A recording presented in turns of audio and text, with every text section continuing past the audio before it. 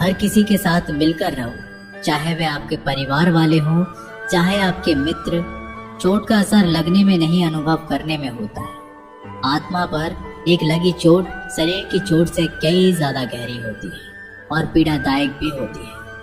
सेवा सबकी करो, मगर आशा किसी से मत रखो, क्योंकि सेवा का सही मूल्य केवल ईश्वर ही दे सकता है, इंसान नहीं। जो दान कर्तव्य समझकर बिना किसी शक के किसी जरूरतमंद को दिया जाए, वही सच्चा दान है। अगर आप अपनी गलतियों से कुछ सीखते हैं तो गलतियां सीढ़ियां बनती हैं, और अगर नहीं सीखते तो गलतियां सागर है। फैसला आपका है, चढ़ना है या डूबना है।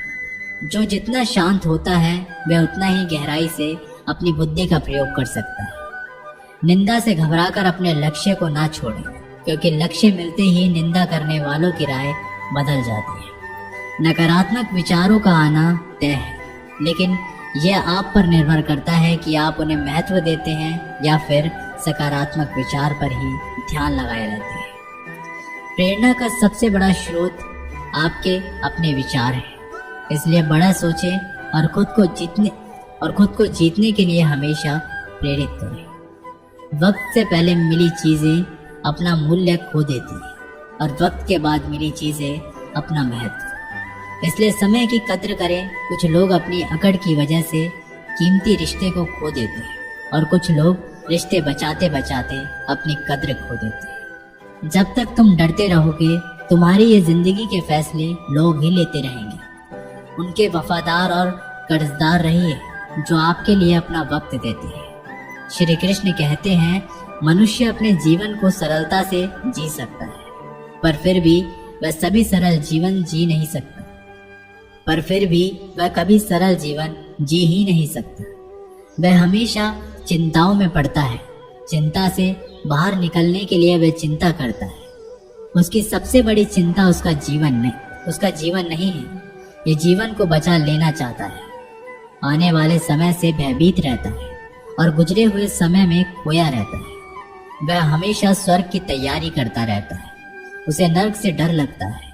वह जीवन को जानना नहीं चाहता, जीवन को पहचानना ही नहीं चाहता। वो हमेशा मृत्यु को जानना चाहता है।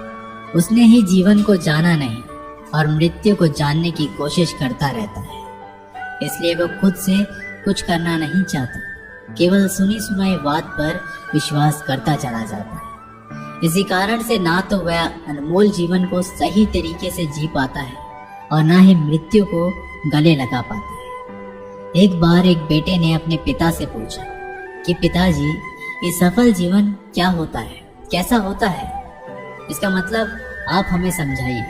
तो पिता ने सोचा, कैसे इसको समझाया जाए कि एक सफल जीवन का असली मतलब क्या होता है। पिता ने दिमाग लगाया और बेटे से कहा कि चलो आज हम पतंग उड़ाते हैं। और बाप बेटा पतंग उड़ाने के लिए चले गए। बेटा पिता को ध्यान से पतंग उड़ाते हुए देख रहा था। थोड़ी देर बाद बेटा बोला, पिताजी, धागे की वजह से पतंग ऊपर नहीं जा पा रही है। इस धागे की वजह से ये पतंग आजाद नहीं है। क्या हम इसे तोड़ दें? ये ऊपर चली जाएगी। अगर हम तोड़ देंगे तो पिता ने धागा तोड़ दिया। पतंग थोड़ा सा ऊपर गई और उसके बाद लहरा कर नीचे आई और दूसरी अनजान जगह पर गिर गई। तब पिता ने बेटे को जीवन का दर्शन समझाया कि बेटा, जिंदगी में हम जिस ऊंचाई पर हैं, हमें अक्सर लगता है कि कुछ चीजें जिनसे हम बंधे हैं जो हमें ऊपर जाने से रोक रही है। जैसा आपने अभी कहा कि धागा इसको रोक रहा है, अगर हम तोड़ देंगे तो ये ऊपर चले जाएगी। इसी तरीके से घर, परिवार, अनुशासन, माता पिता, गुरु और समाज है, ये भी हमारे जीवन में एक धागे का काम करते हैं और हम इनसे आज़ाद होना चाहते हैं। घर से आज़ाद होना चाहते हैं, परिवार से आज़ाद होना चाहते हैं, अनुशासन में नहीं रहना चाहते, गुरु और समाज से आज़ाद होना चाहते हैं।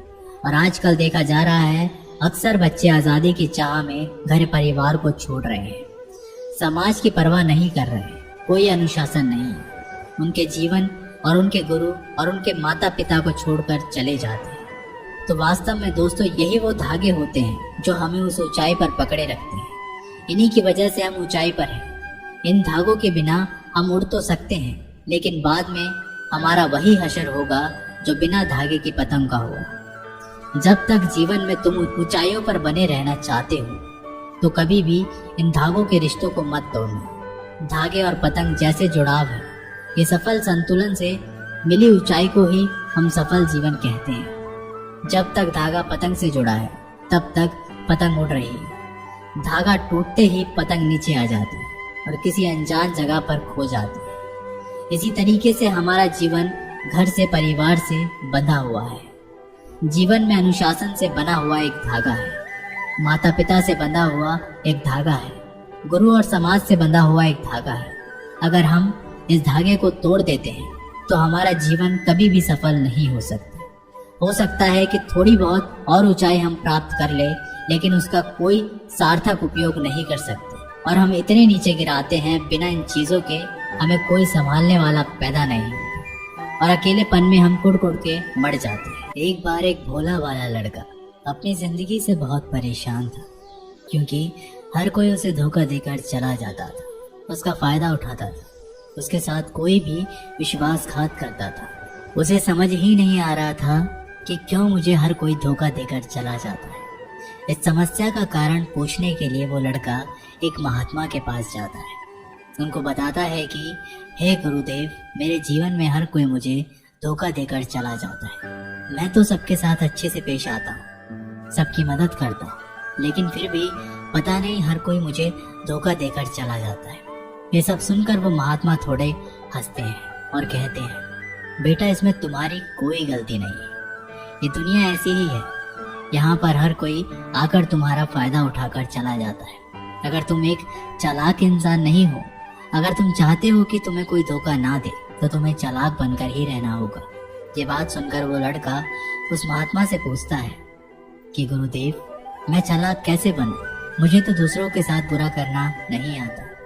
वह महात्मा थोड़े से हंसते हैं और कहते हैं, बेटा चालाकी का मतलब ये नहीं कि तू दूसरे के साथ गलत करना सीख। चालाकी का मतलब यह है कि अपने साथ गलत मत होने दे। वह लड़का आगे महात्मा से पूछता है, गुरुजी, क्या आप मुझे सलाह देंगे जिससे मैं चालाक बन सकता हूँ और कोई मेरा फायदा ना उठा पाए?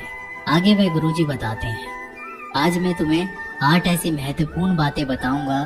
यदि तुम इसे ध्यान से सुन लोगे और अपनी जिंदगी में अपनाओगे तो तुम्हें जिंदगी में कोई भी धोखा नहीं दे पाएगा और कोई भी तुम्हारे साथ बुरा नहीं करेगा।